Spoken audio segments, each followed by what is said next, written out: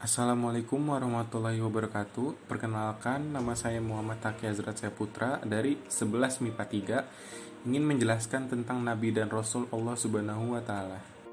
Pengertian Nabi. Nabi secara umum ialah hamba Allah Subhanahu wa Ta'ala yang mendapat kepercayaan berupa wahyu dari Allah Subhanahu wa Ta'ala untuk dirinya sendiri. Sedangkan Rasul berasal dari kata risalah yang berarti penyampaian. Rasul adalah seseorang yang diberikan wahyu dan kepercayaan oleh Allah Subhanahu wa Ta'ala, yang kemudian diamalkan dan berkewajiban menyampaikan wahyu tersebut kepada umatnya.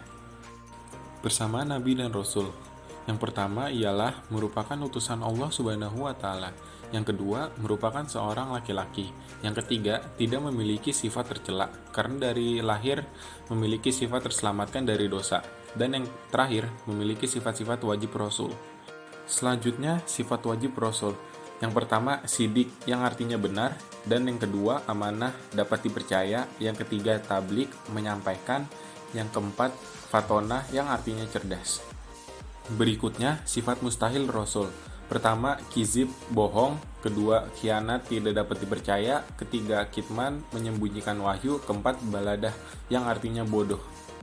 Perbedaan Nabi dan Rasul. Yang pertama ialah Rasul menerima wahyu melalui Jibril, sedangkan Nabi tidak melalui Jibril. Dan yang kedua, Rasul menerima wahyu untuk kepentingan umatnya, sedangkan Nabi menerima wahyu untuk kepentingan dirinya sendiri. Yang ketiga, Rasul memiliki kitab atau suhuf berupa lembaran-lembaran, dan sedangkan Nabi belum tentu memiliki kitab atau lembaran-lembaran. Berikut adalah nama-nama Nabi yang wajib kita ketahui. Selanjutnya adalah cerita singkat Nabi Adam alaihissalam. Suatu ketika, Allah Subhanahu wa Ta'ala memberitakan kepada para malaikat bahwa Ia akan menciptakan makhluk dari bangsa manusia. Makhluk ini diciptakan dari tanah di muka bumi yang nantinya juga akan menjadi khilafah di muka bumi. Kisah ini terdapat dalam Quran Surat Al-Baqarah ayat 30, yang artinya, "Ingatlah ketika Tuhanmu berfirman kepada para malaikat, sesungguhnya aku hendak menjadikan seorang khalifah di muka bumi." Allah pun memberitakan para malaikat untuk mengambil tanah di muka bumi, dan malaikat Israel pun berhasil mengambil saripati tanah di bumi. Allah lalu menciptakan manusia sebagai makhluk yang paling sempurna. Manusia diberi akal, tubuh, dan jiwa. Allah melengkapi ciptaan itu dengan meniupkan ruh kepada Nabi Adam. Saat ruh di mulut, Adam bersin sambil mengucapkan Alhamdulillah, segala puji bagi Allah. Itulah ucapan pertama dari seorang Nabi Adam, manusia pertama di surga. Allah pun menyambut ucapan Nabi Adam dengan menjawab, "Yarhamukallah, rahmat Allah atasmu." Allah melengkapi Nabi Adam dengan ilmu pengetahuan.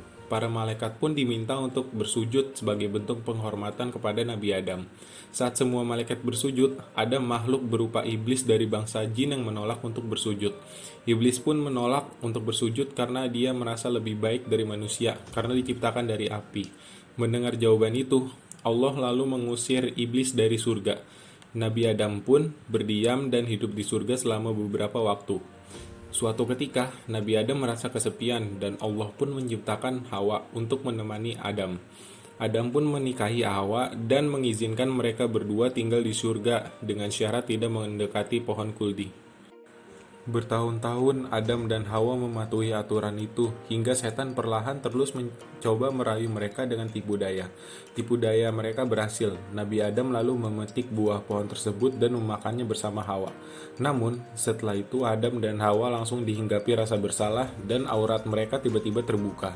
Karena melanggar perintah itu, Allah Subhanahu wa Ta'ala lalu memerintahkan Adam dan Hawa untuk turun ke bumi. Adam dan Hawa diturunkan di tempat yang berbeda. Selama 40 tahun mereka saling mencari dan bertemu di Padang Arafah atau Jabal Rahmah, bukit yang penuh kasih sayang. Saat turun di bumi, Adam meratapi kesalahannya. Adam dan Hawa memohon ampun kepada Allah dengan bertobat. Adam dan Hawa juga membangun keluarga di bumi dengan melahirkan hingga 40 anak. Sebagai khalifah di bumi, Adam juga diangkat sebagai nabi dan rasul yang bertugas berdakwah di bumi. Adam menyampaikan dakwah kepada istri dan anak-anaknya mengenai ajaran keimanan kepada Allah Subhanahu wa Ta'ala. Nabi Adam juga menghadapi persoalan antara anaknya, Qabil yang membunuh Habil. Adam sangat murka terhadap Qabil. Allah lalu mengaruniai Nabi Adam dengan anak laki-laki yang tidak memiliki saudara kembar yang diberi nama Sits. Sits merupakan anak yang cerdas dan berakhlak baik. Keturunan Sits kelak melahirkan Idris. Nabi Adam lalu jatuh sakit saat berusia 960 tahun dan berwasiat kepada Sits untuk meneruskan dakwah. Malaikat lalu mencabut nyawa Nabi Adam, memandikannya, mengafani, menyolatkan, dan menguburkannya. Dari kisah Nabi Adam alaihissalam ini terdapat sejumlah hikmah yang bisa diambil. Sebagai manusia, sudah layaknya kita memahami bahwa iblis adalah musuh yang akan terus menggoda hingga membuat manusia sesat. Tugas manusia adalah melawan godaan syaitan dan beribadah kepada Allah Subhanahu wa Ta'ala. Allah juga selalu menerima taubat setiap hambanya yang bersungguh-sungguh. Sekian, itulah penjelasan yang bisa saya sampaikan. Selebihnya mohon maaf. Terima kasih.